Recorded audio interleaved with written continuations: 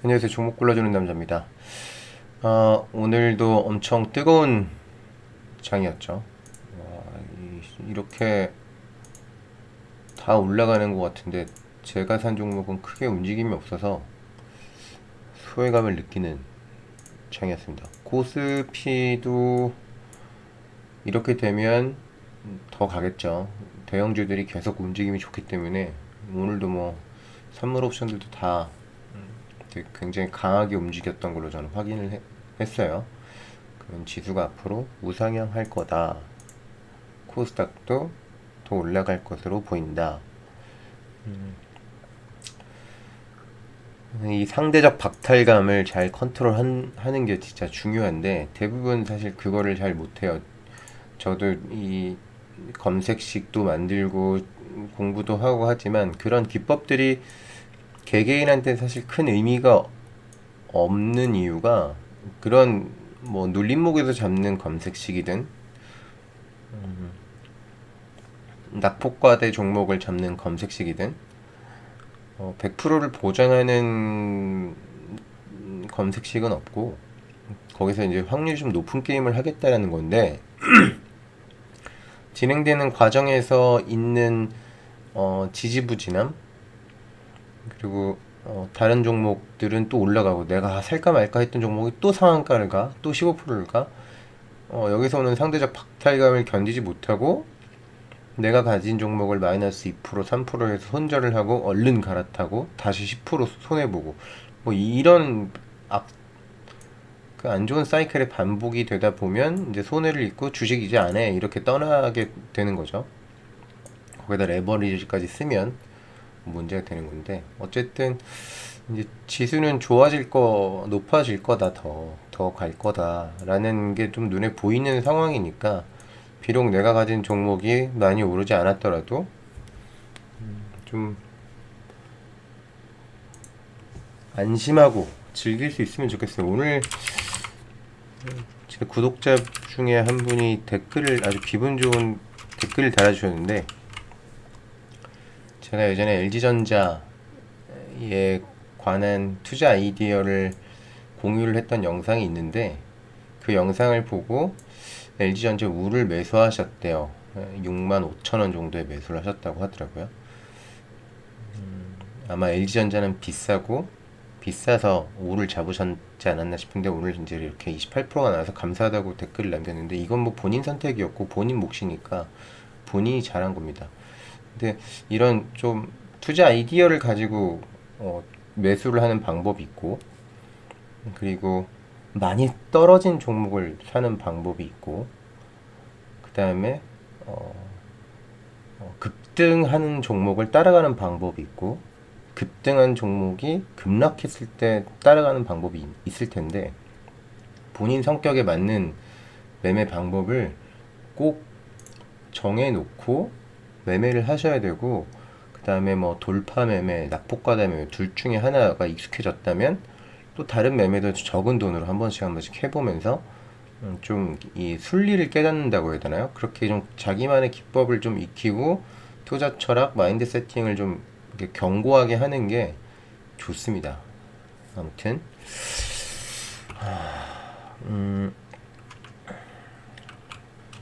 오늘 몇 가지 종목을 볼 거예요. 이거는 이제 이런 아이디어에서 나온 겁니다. 지금 큰 기업이라고 할게요. 대기업이라기보다 좀 큰 기업, 무거운 기업들이 더 잘 가는 시장이에요. 굵직한 그러니까 가치 산업을 하는 종목들이 덩달아서 많이 가고 있습니다. 그런데 상대적으로 덜 오른 종목들이 좀 있어요. 그래서 그 종목들을 좀 보고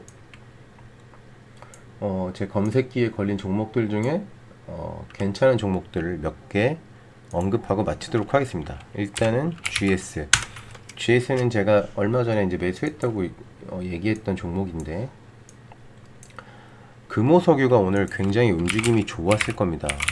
그 주식 선물도 막 여기 보면 갭상승 나오고 유지를 해줬죠. 이게 좀 의미가 있다고 봅니다. 근데 너무 많이 올랐기 때문에 뭐 내려갈 수도 있지만 이렇게 무거운 기업들은 방향을 한번 틀면 잘 안 내려와요. 내려와봤자 요 정도 요런 모습으로 횡보를 하죠. 이게 이렇게 테마주들처럼 이렇게 급락이 나오진 않습니다. 그러면 이제 금호석유는 우상향을 했다고 보고 GS라는 종목을 볼게요. GS는 GS 칼텍스를 가지고 있죠. 그럼 전기 충전소라는 게 확보가 전기 충전소가 필요하다면 어디에 지을까요? 기존에 있던 주유소는 그냥 두고 거기에 다시 부지를 매입을 해서 전기 충전소를 지을까요? 그럼 매우 효율이 떨어진다고 저는 보고, 그렇다면 기존에 있는 GX 칼텍스, 그 다음에 SK 네트워크스라고 해야 되나요? SK 케미컬? 뭐죠? SK 네트워크스죠. 아무튼 GS, SK 이런 주유소들의 충전소가 확장이 된다던가 기계가 추가된다던가 뭐 이런 식으로 운영이 되겠죠. GX 칼텍스는 뭐 정유 사업이 호황으로 돌아선다기도 하고, 이런 충전소 사업도 같이 그냥 앉아서 추가만 하면 되는 거라서 이런 충전소 사업을 신규로 뛰어든다는 거는 굉장히 어렵고, 기존에 있던 우량한 돈 많은 기업들이 그 위치를 좀 가져갈 거라고 봅니다. 그런 의미에서 GS를 관심 있게 보고 있고 아주 소량을 매수를 해놨는데, 코로나 이전 가격까지는 그냥 시간 싸움만 하면 갈 거라고 봅니다. 안 갈 이유가 전혀 없죠. 지금 뭐 미국 경기도 내년부터 좋아질 거라고 하고, 전기차 충전소 이슈도 있고 올라갈 거라고 봅니다.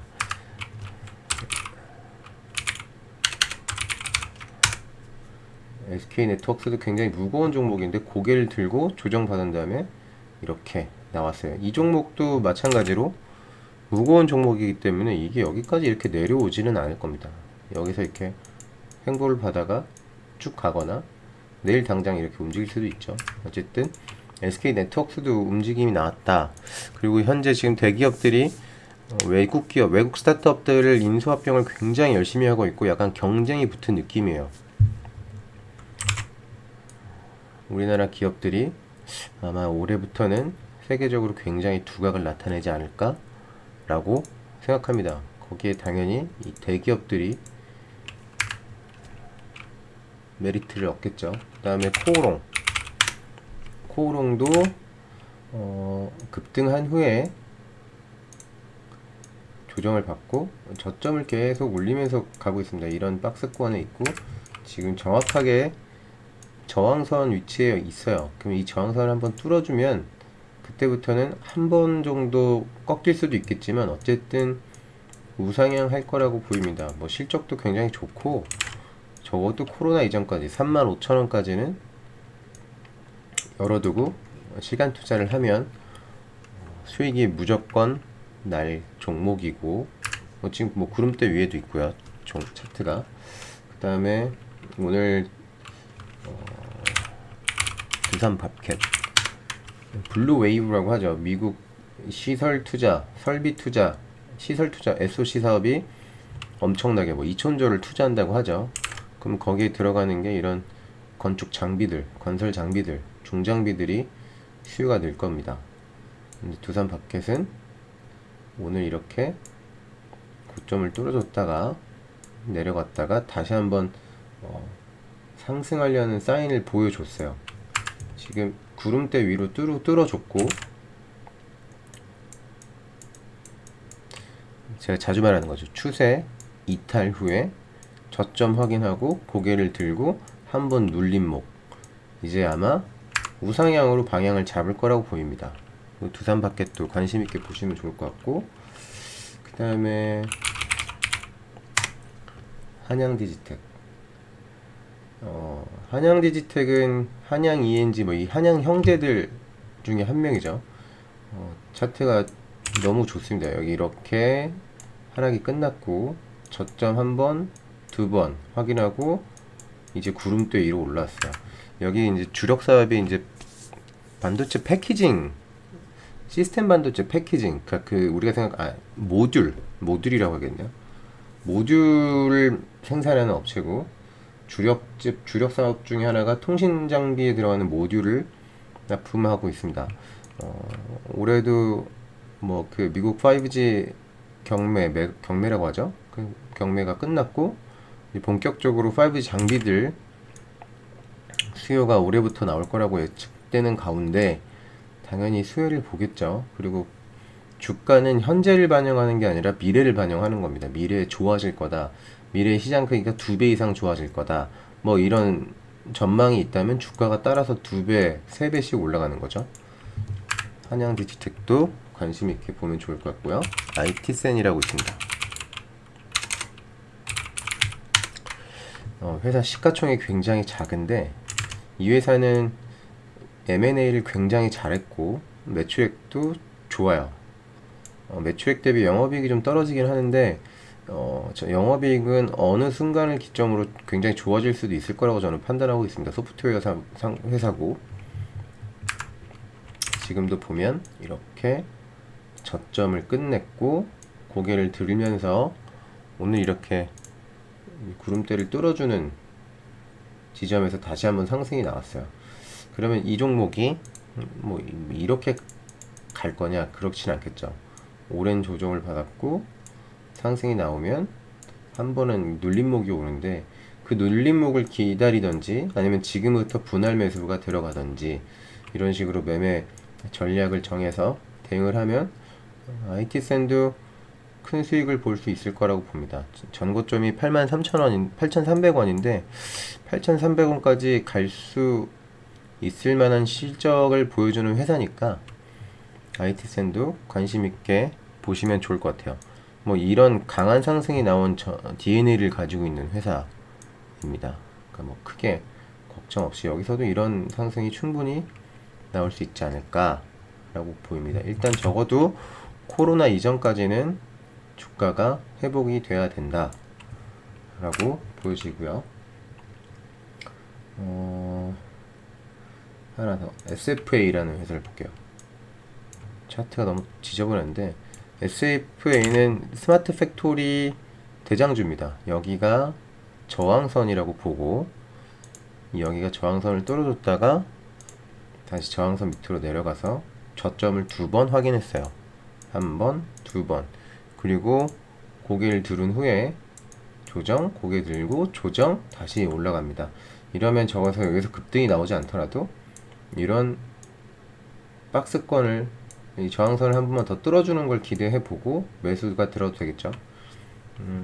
실적이 굉장히 좋은 회사고 물론 실적이 좀 줄긴 했지만 1조가 넘는 매출액을 기록하는 회사고 스마트 팩토리에서는 우리나라 1등이라고 보면 됩니다. 한 종목만 더 볼게요.